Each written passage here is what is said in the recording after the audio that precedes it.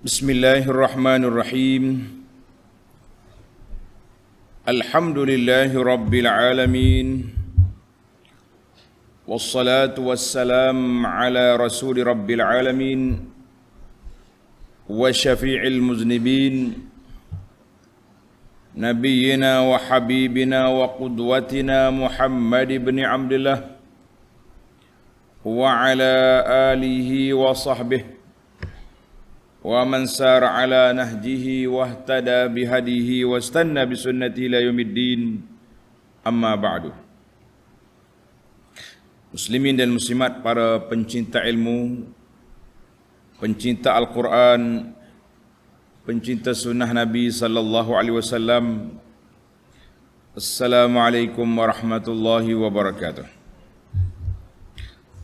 Alhamdulillah, pada pagi ini 7 Rabiul Awal 1444 bersama dengan 4 hari bulan Oktober 2022, kita mula pengajian kita dalam tafsir surah An-Najmi. Suratul Najmi, surah yang ke-53, juzuk yang ke-27. Surah 53, juzuk 27.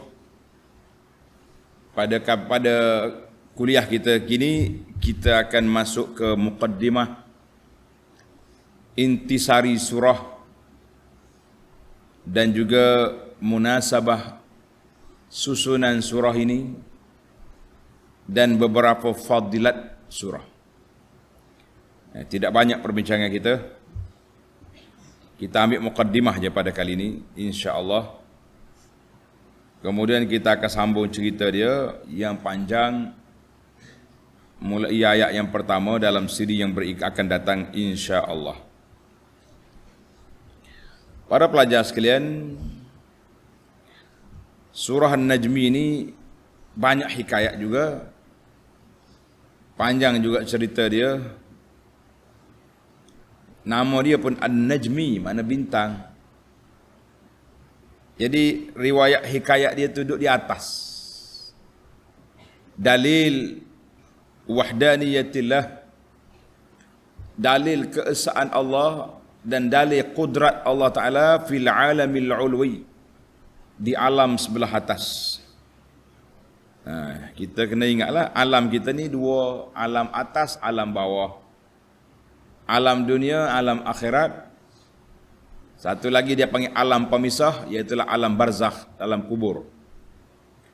Orang duduk dalam kubur, dia tak pergi ke akhirat lagi tu, transit. Selagi tak kiamat, dia belum ke akhirat. Tapi dia bukan di atas dunia.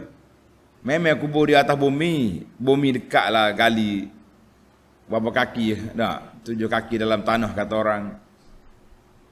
Tapi dia punya interaksi dia akhirat. Kita tak boleh nak kata orang dalam kubur sama orang luar kubur. La.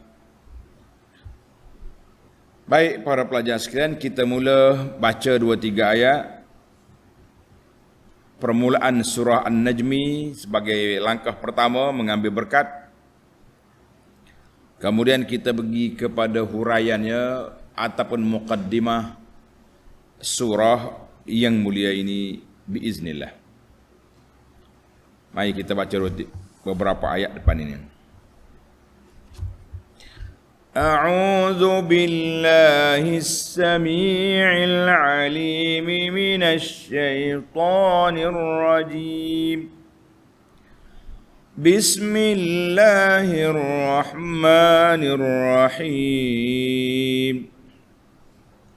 وَالنَّجْمِ إِذَا هَوَى مَا ضَلَّ صَاحِبُكُمْ وَمَا غَوَى وَمَا يَنطِقُ عَنِ الْهَوَى إِنْ هُوَ إِلَّا وَحْيٌ يُوحَى عَلَّمَهُ شَدِيدُ الْقُوَى ذو مرة فاستوى وهو بالأفق الأعلى.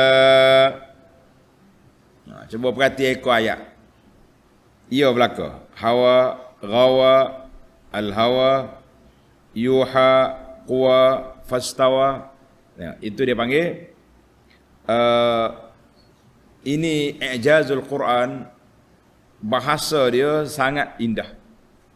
Orang dengar pun suka, orang faham lagi suka, orang boleh beramal amat suka. Sebab dia beramal dengan siapa? Dengan kalam Rabbina. Dia boleh beramal dengan kata-kata Allah Azza wa Jalla yang Allah Ta'ala wahyukan kepada Nabi sallallahu alaihi wasallam, dan kita baca menjadi amalan yang kita akan baca sampai bila-bila. Selagi tak kiamat adalah orang baca Quran insya-Allah sehingga hatta yarisallahu al-ard wa man 'alaiha. Baik para pelajar sekalian, itu ayat-ayat yang kita baca. Kita pergi dulu ke muqaddimah surah. Muqaddimah surah, para pelajar yang ada tafsir pimpinan, saya lihat di muka surat 1168. Muqaddimah suratun Najmi. Surah ini diturunkan di Makkah. Itu gaya pimpinan, dia mula bayanul makki wal madani dulu. Macam-macam lah. Ada yang kata dia mula dengan tasmiyah. Macam dalam tafsir Muharrar dia mula dengan asma'us surah. Nama-nama surah ni, berapa nama ada surah ni. Pimpinan dia mula dengan surah ini makkiyatun, yakni surah ini diturunkan di Makkah. Suratun Najmi nama dia makkiyatun, ai diturunkan di Makkah. Qila illa ayatan wahidah, kecuali satu ayat je. Satu ayat madaniyatun. Ayat 32. Allazina yajtanibuna kaba'iral ismi wal fawahish illa al-lamam. Orang-orang yang menjauhkan dosa-dosa besar dan perbuatan yang keji, illa al-lamam, kecuali dosa-dosa kecil, kesalahan kecil yang tak boleh nak elak. Jadi katanya ayat ini madaniyah. Jadi ayat madani duduk di celah-celah surah Makki. Wallahu alam. Tapi ijma' ulama secara keseluruhannya surah Najmi ini makkiyatun. Itu dia istilah dia, makkiyatun. Wa naqala al-ijma'a ala zalika ghairu wahidin minal mufassirin. Ramai ulama yang mengatakan ijma' dia ni mufassirin, tapi ada khilaf di ayat 32. Kita mengatakan wallahu alam. Berapakah bilangan ayat dia? Ayat dianya ada 62 ayat. 62 ayat pendek-pendek ni. Ayat dia pendek saja. Kalau kita tengok dalam ayat yang kita baca tadi, satu baris Quran tu ada 3 atau 4 ayat. 3 ayat ada. 3 ayat setengah ada. Mana dia pendek. Surah Mufassal. Al-Mufassal tu maknanya surah yang banyak break, dan surah dia pun pendek ya. Jadi kerana itu kita tengok sekejap-kejap, itu surah dah. Macam surah At-Tur ada 7 siri ya. Surah An-Najmi ni saya pun tak perasan berapa siri ya kita ada. Kan? Sebab dia mari ayat pendek, ayat panjang. InsyaAllah kita berjalanlah pelan-pelan. Orang kata jalan koho-koho, dia akan sampailah ke destinasi yang kita nak pergi, iaitulah khatam Quran untuk kali yang pertama bagi program kita ini, insya-Allah. Kalau kata khatam tu bukan khatam habis, mana khatam untuk kali ini. Baik, tasmiyatus surah ataupun asma'us surah, nama kepada surah Najmi ini dinamakan surah An-Najmi. Nama dia surah An-Najmi. Apa An-Najmi? Mana bintang. An-Najmi dengan mana bintang. Kerana pada awal surah ini Allah Subhanahu wa taala bersumpah dengan bintang. Tengok ayat yang kita baca tadi. Wan najmi idza hawa. Bahawa Nabi Muhammad sallallahu alaihi wasallam yang dituduh oleh orang-orang yang kafir dengan berbagai-bagai tuduhan, tidaklah ia menyeleweng dari jalan yang benar dan tidak pula ia sesat dengan kepercayaan yang salah. Jadi kita ni, ini satu kaedah besar yang kita kena ambil pengajaran.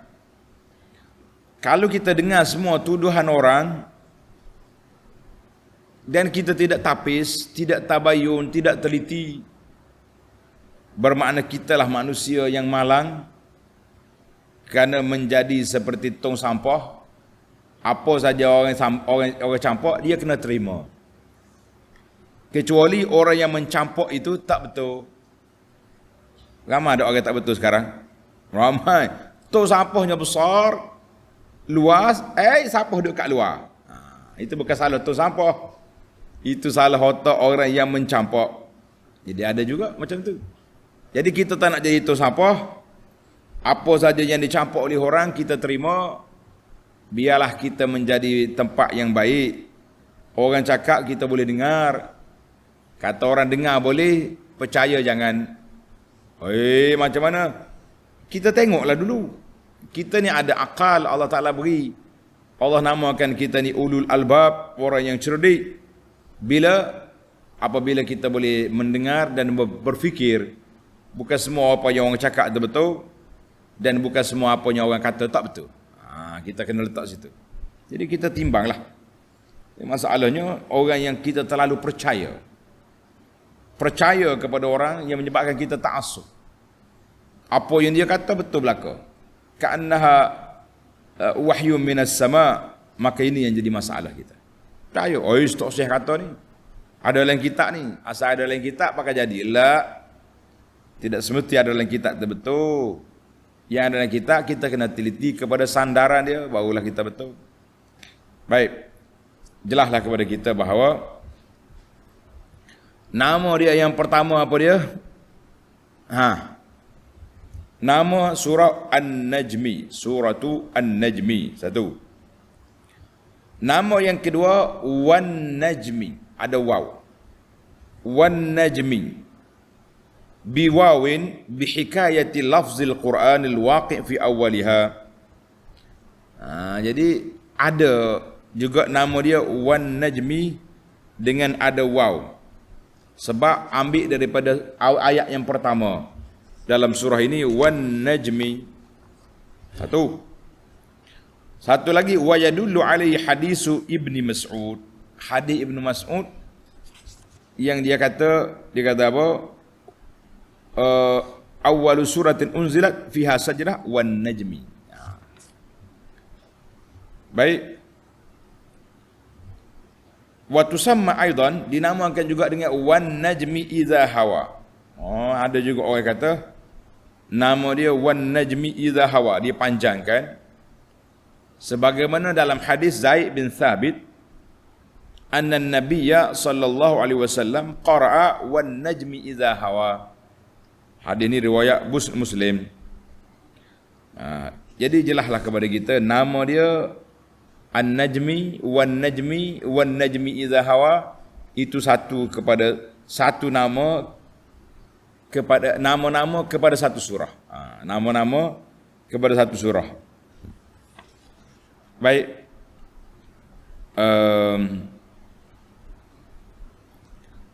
Ada hadis yang menyebutkan nama dia tadi. Nama apa? Nama surah tadi. Hadis Ibnu Abbas tadi kita sebut dah. Hadis Ibnu Mas'ud sebut dah. Hadis Zaid bin Thabit sebut. Satu lagi dia kata hadis Ibnu Abbas, anna Nabiya sallallahu alaihi wasallam sajada bin najmi. Sajada bin najmi. Nabi kita sujud ketika baca surah Najmi. Jadi nak mengisbatkan nama surah itu An-Najmi. Hadis ini akhrajahu Al-Bukhari. Allahu akbar. Baik, tengok ke dalam tafsir pimpinan, kita tamatkan yang dia, baru kita pergi kepada Muqaddimah Al-Muharrar. Dalam Muqaddimah Al-Najm, Muqaddimah Al-Pimpinan, Allah Subhanahu Wa Taala bersumpah dengan bintang bahawa Nabi sallallahu alaihi wasallam yang dituduh oleh orang-orang yang kafir dengan berbagai-bagai tuduhan, tidaklah ia menyeleweng dari jalan yang benar dan tidak pula ia sesat dengan kepercayaan yang salah, dan bahawa segala yang dikatakannya dan disampaikannya yang berhubung dengan agama Islam adalah wahyu dari Allah Ta'ala.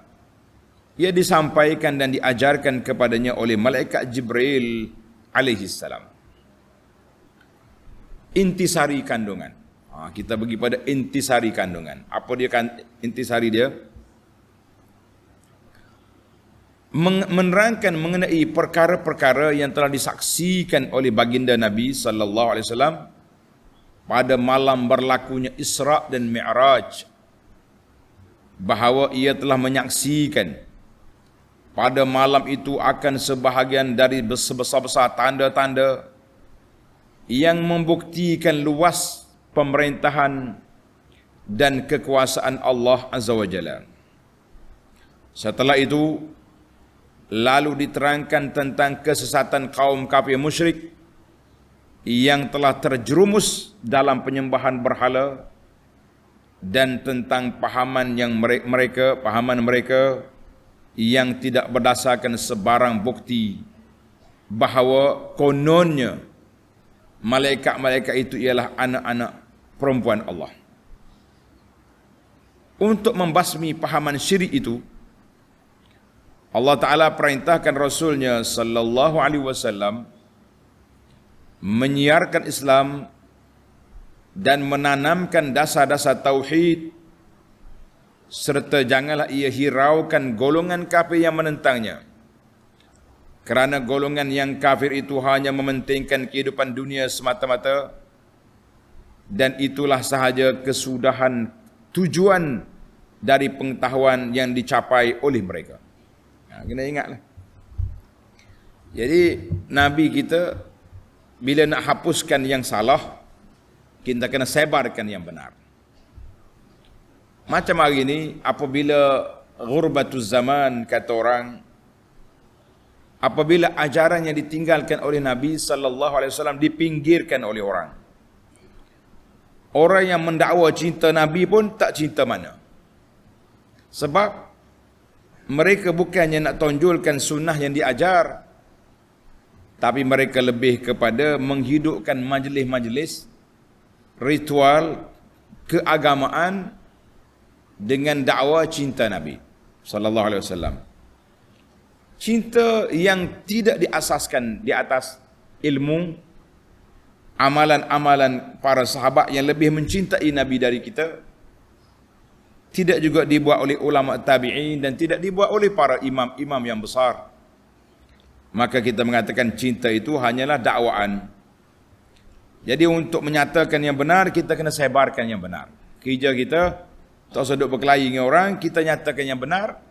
Kalau ada orang terima, alhamdulillah. Kalau orang tak terima, kita telah menjalankan tugas. Para pendakwah teruskan berdakwah dengan menyebarkan sunnah. Kalau orang terima, kita kata alhamdulillah. Kalau orang tak terima, kita telah menjalankan tugas. Selesai masalah kita, sebagaimana Allah sebut kepada Nabi sallallahu alaihi wasallam. Kemudian ditegaskan bahawa hikmahnya Allah Ta'ala menjadikan seluruh alam ialah untuk membalas orang-orang yang berbuat baik dengan balasan yang sebaik-baiknya, dan membalas orang yang berbuat jahat menurut apa yang mereka lakukan. Maknanya kalau tak ada akhirat, kita atas dunia ni, kita buat baik, rugi, tak ada balasan. Orang yang buat jahat juga tak ada apa-apa, sebab dia jahat atas dunia, di akhirat dia lepas. Kita bila adanya yaumiddin, hari pembalasan, maka kita akan merasakan keadilan Tuhan. Orang yang baik ada pulangan, Orang yang jahat ada balasan. Jadi setiap orang ada. Jadi kalau kita atas dunia ni kena khenak ke orang sentiasa, kena buat zalim kepada orang, diunaya oleh orang, dimaki hamun, contohnya kita kata, kita sabar sebab di sana ada pulangan. Ya, tapi orang yang zalim atas dunia, tak ada orang berani lawan dia, tak ada orang tangkap, bawa mahkamah dia lepas sebab barisan peguam bela yang begitu hebat. Kita mengatakan tunggu di akhirat, di sana tidak ada peguam pun terhumban sekali dengan awak kalau mereka zalim. Ini keadilan. Tengok kitab. Kemudian dijelaskan perkara-perkara yang penting yang sayugia. Sayugia itu mana yang sepatutnya. Walaupun bahasa kitab pimpinan ni lama, tapi ada seni. Sebab tu anak suka baca. Ni ada orang sewenang-wenangnya mari buka lajnah nak bongkar balik. Orang kata kubai semula kitab ni. Kalau rasa kuat, buat je yang lain. Tinggalkan yang lama-lama ni. Tak mau cetak, tak payah. Buat awak sendiri. Jangan buat seperti apa yang kita nak. Jangan. Nak ubah-ubah, tak payah ubahlah. Sayugia ni biasa. Sekurang-kurangnya anak-anak pelajar muda-muda kita ni tahu. Seni sastra Melayu. Sayugia, hubaya, syahdan. Adalah ke bahasa dia. Jangan ada kacau. Jadi sayugia dipahami dengan sebaik-baiknya, iaitu tiap-tiap seorang hanya bertanggungjawab akan dosanya sendiri dan bahawa tidak ada balasan bagi seorang melainkan balasan apa yang diusahakannya. Ini keadilan Allah Azza wa Jalla. Menurut keadilan Allah Subhanahu wa taala, seseorang manusia itu sebagaimana ia tidak memikul melainkan dosanya sendiri, maka ia juga tidak berhak mendapat balasan melainkan balasan apa yang diusahakannya. Para pelajar, tanda sikit, kecuali dosa yang bersebab, yang berkait dengan dia, maka dia tidak lepas. Nanti sampai kepada ayat nanti kita akan hurai panjang tentang dosa yang berkait. Dosa yang berkait. Walaupun kita tak buat, walaupun ayat Quran kata setiap orang tanggung dosa dia, tapi ada dosa penyebab. Dia panggil menyebabkan. Dia menyebab. Dia anjur majlis maksiat, orang pergi. Jadi dia akan tanggung dosa itu berdasarkan daripada huraian hadis Nabi sallallahu alaihi wasallam. Nantazir fi mahallihi, tunggu bila sampai di ayatnya kita akan bincangkan insya-Allah. Tetapi menurut kemurahan Allah Subhanahu wa taala yang melimpah-limpah rahmatnya, seseorang manusia itu mendapat pahala dan rahmat disebabkan amal usaha orang lain. Jadi ada juga usaha orang lain kita boleh pahala, seperti doa, sedekah, haji dan lain-lain yang dibenarkan oleh syarak. Ini boleh kita sedekah. Teringat ke arwah mak, teringat ke arwah ayah ni, apa kita buat? Kita pun sedekah. Kita beli nak makanan ke, beli kuih-kuih bawa bagi orang miskin. Orang tak miskin pun tak apa. Hatta kita bagi hayawan makan pun boleh pahala. Sebab itulah ada orang ni minat bagi kucing makan. Minat ni kita mengatakan itulah yang sepatutnya kita sebagai manusia, orang yang dah pergi dikenang, orang yang masih ada dihormati dan dikhidmatkan dia. Jangan duk mikir orang tak ada je, kita kena mikir ada juga. Baik, para pelajar sekalian, kita berpindah kepada fadailus surah. Fadailus surah wa khasaisuha, kelebihan surah ini dan ciri-ciri keistimewaan dia. Ciri-ciri keistimewaan. Tengok, yang pertama, kelebihan dia, fi suratun najmi sajdatun. Dalam surah Najmi ini ada sujud tilawah, sujud jadah. InsyaAllah bila sampai di tempat dia nanti kita akan sujud. Kita bukan sakat baca teori je, kita akan amali. Maknanya siapa tempat ayat sujud, nasjud, kita akan sujud. Ayat mana? Wa zalika inda qawlihi ta'ala fasjudu lillahi wa'budu. Ayat 62. Habis last sekali ni baru ada sujud. Manakah dalil sujud ini? Dalil dia tadi. An Abdullah bin Mas'ud radhiyallahu anhu anna an-nabiy sallallahu alaihi wasallam qara'a suratan najmi. Ibnu Mas'ud kata Nabi baca surah An-Najmi fasajada fiha. Nabi pun sujud. Wa ma baqi ahadu minal qaumi illa sajada. Semua hak dengar itu sujud belaka. Dia semua sujud. Semua dia sujud. Tanda hadis ini dalam Bukhari dan Muslim. Bukhari Muslim. Ada riwayat tambahan lagi dia kata apa? Illa rajulan. Kata Ibn Mas'ud, aku tengok ada laki-laki ni tak mau sujud. Orang lain sujud atas bumi, dia tak mau sujud. Akhadha kaffan min turab, dia ambil tanah kata dia letak atas dahi dia tu. Mana dia tak nak sujud atas lantai, dia ambil tanah dia pun sujud atas dahi. Fara'aituhu ba'da zalika qutila kafiran. Lepas pada tu aku tengok si malang tadi nama dia Umayyah bin Khalaf. Tengok. Kita ni ada dua ni. Satu Ubay bin Khalaf, lain satu lagi Umayyah bin Khalaf. Yang sahabat Nabi Ubay bin Ka'ab. Umayyah bin Khalaf ni jahat sangat. Orang lain sujud, dia tak mau sujud. Dia ambil tanah, dia tepek dahi dia. Wa fi riwayatin, ada riwayat lain juga. Hak tadi riwayat mula-mula tadi hak tu dalam Bukhari. Ini riwayat lain pula kata anna Nabi sallallahu alaihi wasallam sajada wa sajada ma'hul mu'minuna wal musyrikun. Bila Nabi sujud, semua hak ada tu, hak dengar tu sujud belaka. Termasuk jin. Lain daripada Abu Lahab. Pak Abu ni gedebelnya. Fa innahu rafa'a hafnatan min turab. Dia ambil sekenggatak tanah, dia tok dahi dia kata yakfi hadza. Jadi ada kata riwayat kata Umayyah bin Khalaf, ada kata mendiang Abu Lahab. Kita kata dua-dua ni barang-barang belaka, kan? Umayyah bin Khalaf ke Abu Lahab ke, itu dua-dua tu orang panggil hak berat belaka. Yang pentingnya ada riwayat sedemikian. Baik. Kelebihan yang kedua, tulis kelebihan surah An-Najmi yang kedua, Suratul Najmi awwalu suratin unzilat biha sajadah. Surah Najmi ini adalah merupakan surah yang pertama diturunkan adanya sajadah, ada sujud tilawah. Kenapa pula Najmi? Ayat surah yang ke-53. Bukankah sujud tilawah di juzuk awal lagi yang 9 tu? Itu tartibul Quran. Ingat, itu tartib Al-Quran. Yang kata Ibnu Mas'ud ini tartibun nuzul. Mana kalau tengok ayat yang surah yang pertama turun ada sajadah, surah apa? An-Najmi. Kalau ikut tartib ayat awalah. Baik.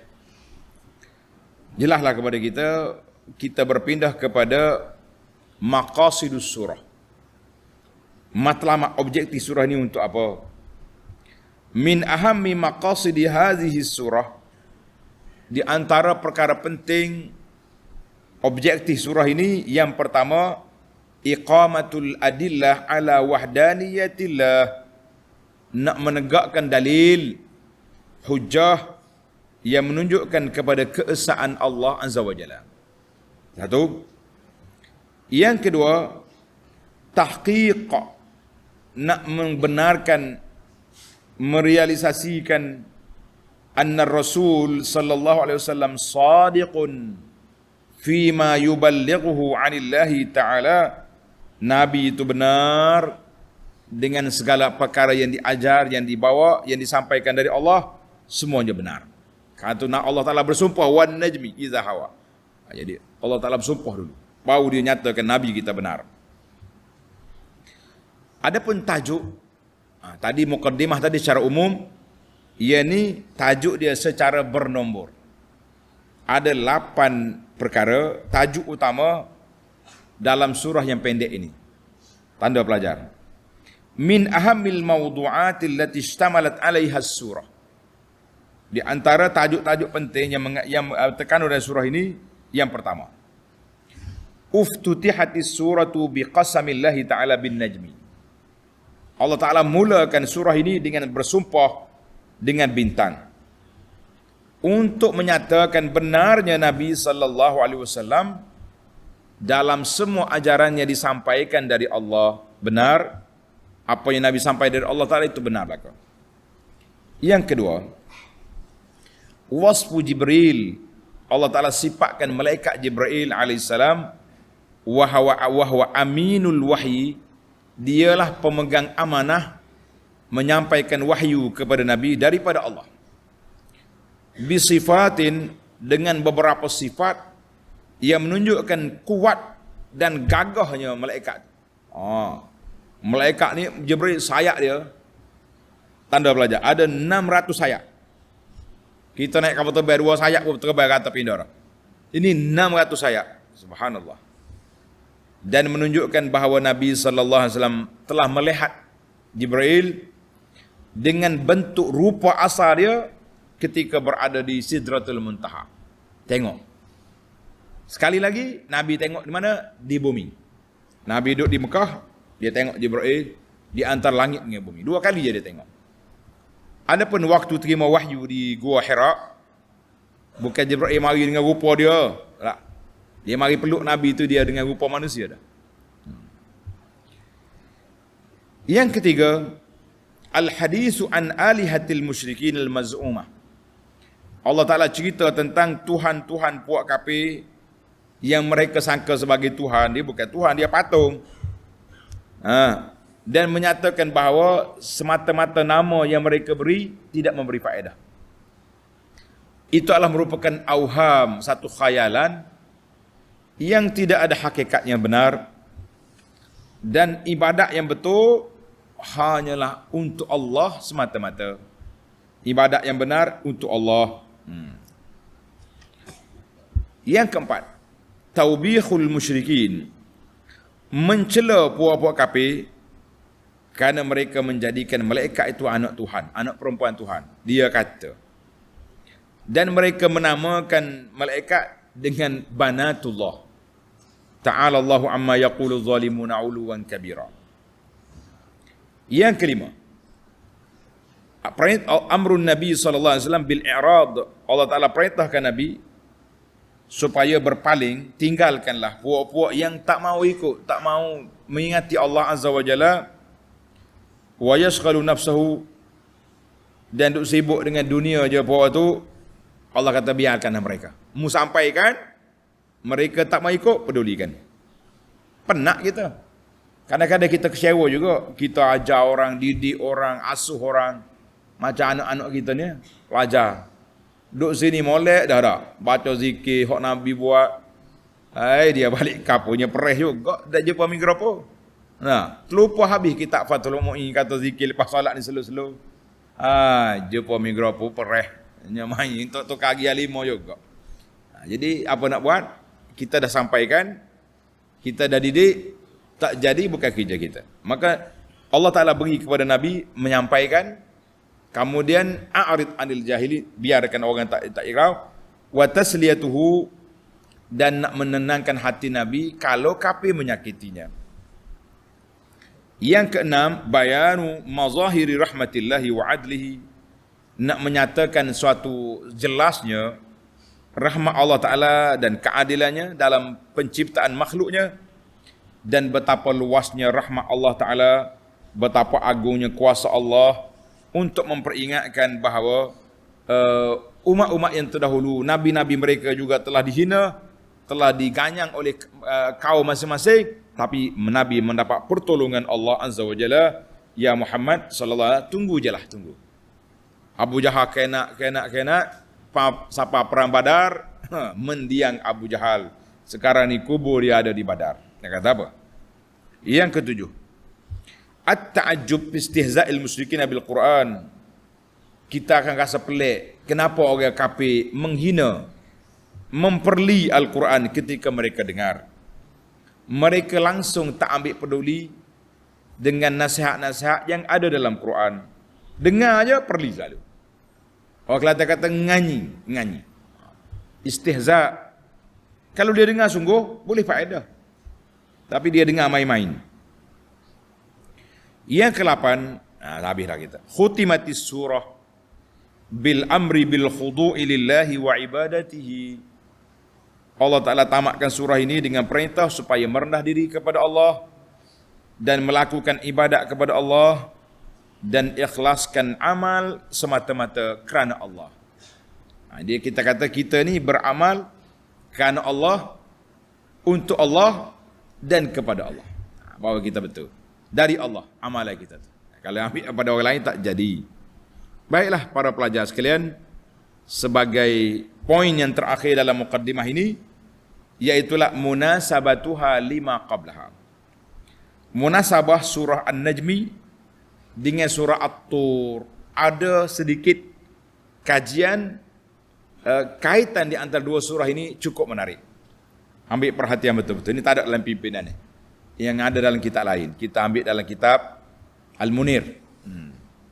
Sebab tu baca tafsir ni kena banyak. Kitab yang anda baca ni Muharrar ni, kalau tengok nota kaki dia, 20 kitab dia rujuk. 10 kitab tu biasa dah. Sekurang-kurangnya kita ambil khulasah. Orang yang dah kaji. Itu menarik. Baik. Munasabah. Tartabitu hadhihi surah bima qablaha biwujuhin arba'. Kaitan surah ini An-Najmi dengan surah At-Tur ada 4 kaitan. Tanda dan perhati betul-betul. Yang pertama, surah At-Tur diakhiri dengan apa? Wa idbaran nujum. Coba tengok akhir surah At-Tur, Allah Ta'ala sebut wa idbaran nujum. Ayat 49. Wa minal laili fasabbih wa idbaran nujum. Malam bertasbih, beribadat, dan pada setelah bintang hilang. Mari surah An-Najmi, terus Allah Ta'ala sambung wan najmi idza hawa, demi bintang. Jadi dia tengok kaitan ujung dengan awal rapat. Subhanallah. Ini yang dikatakan i'jazul Quran. I'jazul Quran. Quran bukan susunan manusia. Quran ini daripada Allah Azza wa Jalla. Kita tengok, cantik. Munasabah yang kedua, tanda belajar. Fi surat At-Tur, dalam surah At-Tur Allah Ta'ala sebut taqawwalal Quran waftira'u. Dalam surah At-Tur, puak-puak kafir duduk kata, buat tuduhan-tuduhan jahat kepada Quran. Dia kata Nabi reka Quran, Nabi macam-macam tuduhan, Quran ni syair, Quran ni asatirul awali, dongeng orang dulu je. Maka dalam surah ini, surah An-Najmi, budiat bidzalika, Allah Ta'ala mula dengan Quran, mula dengan Al-Quran. Tuhan kata apa? Wan najmi idza hawa ma dhalla sahibukum wa ma yantiqu anil hawa. Panjang ayatnya. Jadi dimulai dengan tentang Quran, wa raddat alaihi, untuk nak menolak balik hujah dakwaan puak kafir dalam surah At-Tur. Sekarang aku jawab. Itu dipanggil tartibus surah. Comel sekali kan. Munasabah yang ketiga, zukira fit tur, dalam surah At-Tur Allah Ta'ala sebut zuriat orang mukmin. Walladzina amanu wattaba'athum zurriyatuhum. Orang yang beriman, zuriat dia beriman, alhaqna bihim, kami akan kumpul balik dengan keturunan mereka. Kita selalu bila dengar ayat ni kita berdoa, Allahumma jma'na, ya Allah, sebagaimana engkau kumpulkan kami di dunia ini dengan keluarga kami, kumpulkan lagi kami di dalam syurga-Mu ya Rabbal Alamin. Ya, dalam surah ini, surah An-Najm ini, Allah Ta'ala sebut zuriat puak-puak Yahudi. Puak-puak Yahudi dalam ayat 32, huwa a'lamu bikum iz ansha'akum minal ardi wa iz antum ajinnatun fi butuni ummahatikum. Jangan ada sombong. Allah Ta'ala tahu mu tu mari daripada buat tanah asal. Kamu dia mari daripada air mani, duduk dalam rahim makmu. Jadi panjang cerita. Jadi hak yang dalam surah At-Tur zuriat mukmin, di sini puak-puak zuriat Yahudi, kita akan tengok dalam ayat 32 nanti, insya-Allah. Munasabah yang keempat, fi haqqil aba'il mu'minin. Bagi ibu bapa yang beriman, anak cucu dia beriman, alhaqna bihim zurriyatahum, kita akan campur balik mereka. Kalaulah ayah dia soleh, anak dia lemah sikit. So, beriman, dia boleh naik duduk sekali dengan ayah dia. Itu syafaat, dipanggil syafaat. Tapi kalau ayah dia tak soleh, macam mana? Kalau anak tak soleh, ayah tak soleh, anak dia tak baik, adakah dosa naik atas ayah dia? Jawabnya tidak. Setelah bapa dia bertanggungjawab memberi pendidikan, tapi anak tak ikut, itu lain. Tapi kalau ayah dia tak didik, ayah dia juga akan bermasalah sebab dia ada dosa yang berkaitan. Maka waqala fin najmi, dalam surah At-Tur, orang yang baik-baik akan kumpul balik. Dalam surah An-Najmi, Allah Ta'ala sebut fi haqqil kufar wa au abna'il kufar, orang kafir, anak-anak orang kafir, wa allaisa lil insani illa ma sa'a, tidak ada bagi manusia itu kecuali apa yang mereka usahakan. Jadi kalau dia usaha, sebab itulah ada di kalangan sahabat-sahabat Nabi, ayah dia Islam, anak dia tidak. Ataupun anak dia Islam, pak dia tidak. Macam Ikrimah bin Abi Jahal, pak dia Abu Jahal. Ummu Habibah tak ada masalah sebab Abu Sufyan masuk Islam akhirnya. Yang pentingnya dosa orang lain tidak ditanggung. Mana kalau dia sama-sama kafir, hak ni masuk Islam, selesai masalah. Tidak kata ayah dia kena heret juga.